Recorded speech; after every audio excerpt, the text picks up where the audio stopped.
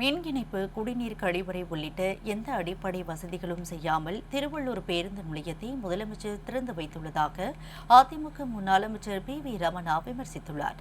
இது தொடர்பாக பேருந்து நிலையத்தை பார்வையிட்ட பின்னர் செய்தியாளர்களிடம் பேசிய அவர், தேர்தல் நடத்தை விதிமுறை அமலுக்கு வந்துவிடக்கூடிய சூழ்நிலையில் சட்டத்திற்கு புறம்பாக முன்கூட்டியே முடிவடையாத பேருந்து நிலையத்தை திறந்து வைத்தது ஏன் என்று கேள்வி எழுப்பினார். திருவிக பேருந்து நிலையம் திருவள்ளூர் நகராட்சி இன்றைய தினம்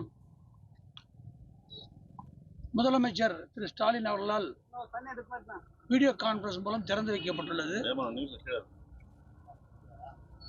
இந்த பேருந்து நிலையம் பணிகள் முடிவடையாமல் திறந்திருப்பதை சுட்டிக்காட்டி நேற்றைய தினம் அனைத்து இந்திய அண்ணா திராவிட முன்னேற்ற கழகத்தின் பொதுச் செயலாளர் சட்டமன்ற எதிர்க்கட்சித் தலைவர் எடப்பாடி கே. பழனிசாமி அவர்கள் அறிக்கையை வெளியிட்டார்கள்.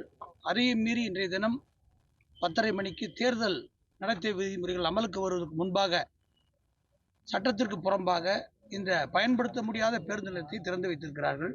மாவட்ட ஆட்சித்தலைவர் 30ஆம் தேதிக்கு மேலாக பேருந்துகள் இங்கு வந்து செல்லும் என்று சொல்லியிருக்கிறார்.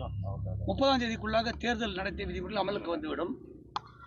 அதை பைபாஸ் செய்ய வேண்டும் என்ற எண்ணத்தில் இந்த பேருந்து நிலையத்தை இன்றைய தினம் முன்கூட்டியே முடிவடையாமல் திறந்திருக்கிறார்கள். இது மிகப்பெரிய சட்டவிரோதம், மக்களுக்கு மிகப்பெரிய அளவில் பிரச்சனையை உருவாக்கக்கூடிய பேருந்து நிலையமாக இருக்கிறது. நீங்கள் அனைவரும் பத்திரிகை ஊடக நண்பர்கள், நீங்கள் அனைவரும் சென்று பார்த்திருக்கிறீர்கள். எந்த பணியுமே முடியலை. காங்கிரீட்டு அப்படியே கம்பியோடு தெரிகிறது உங்களுக்கு நன்றாக.